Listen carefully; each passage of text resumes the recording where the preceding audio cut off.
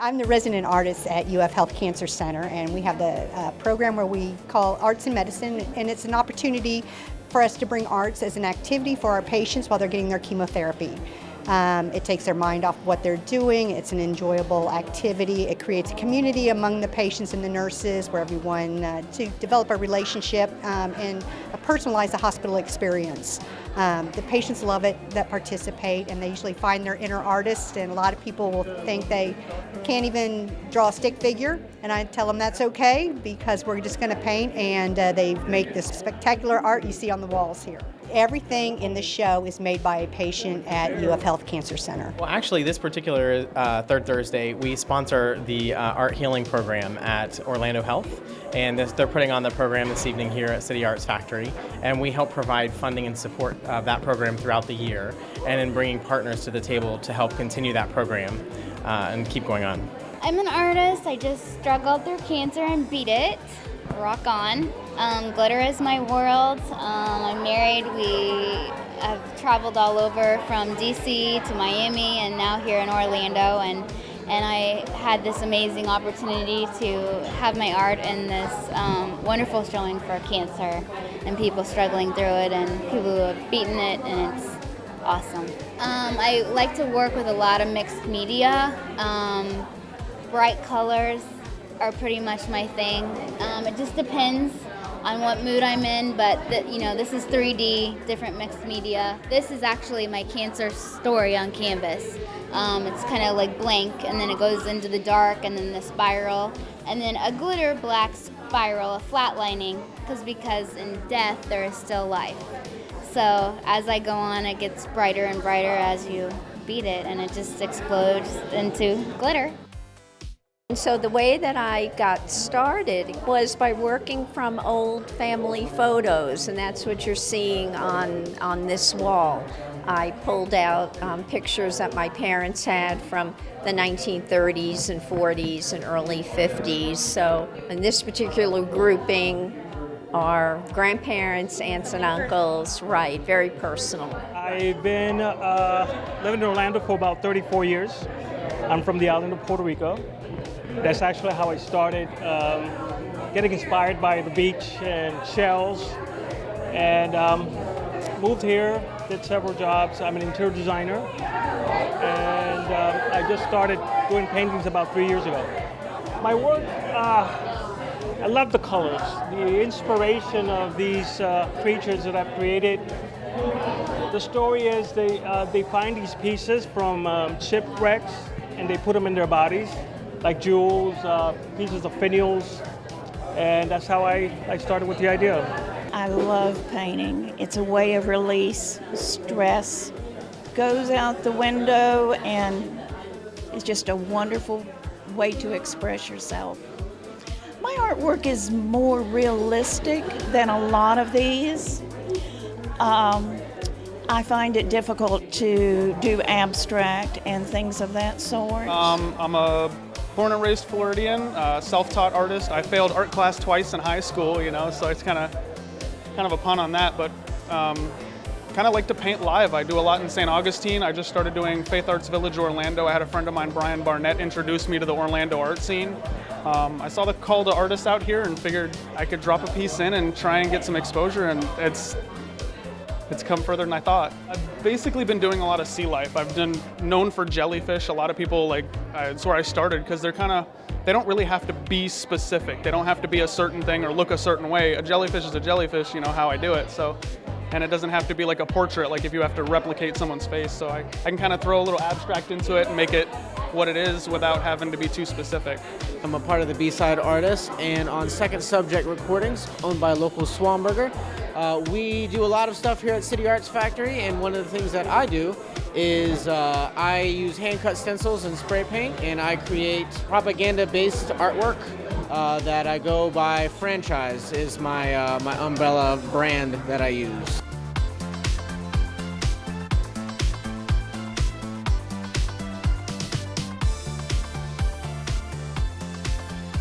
Tonight's event is about poetry and music. The show is called Poetics Justice, the play on the movie poetic justice, obviously. All the artists were to portray whatever their favorite poem was, maybe their own or somebody else's, or even music on canvas, photography, what have you. We have 20 artists and 28 pieces on display here at NV Art Bar.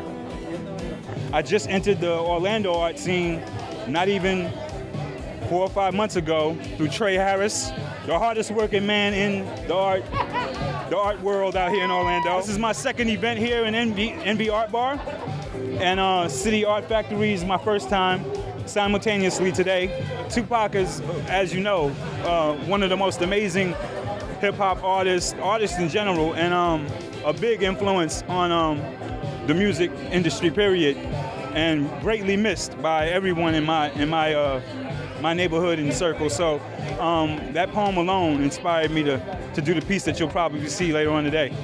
I'm a mixed media artist working here in the fabulous town of Orlando. I was very drawn to this show for the poetry because I have a niece that's an aspiring poet named Emily Marie Barrett, and I chose her work to use in my artwork. So it's all about that and celebrating artists and poetry and all the wonderful things that Orlando has to offer. I'm from Brooklyn originally. I moved down to Orlando real young. I do mixed media art. I like to mess with spray painted backgrounds and go with acrylics in my details, and then use some fine paint markers to come out and pop out some more details. My piece I have here at Envy is called Poison.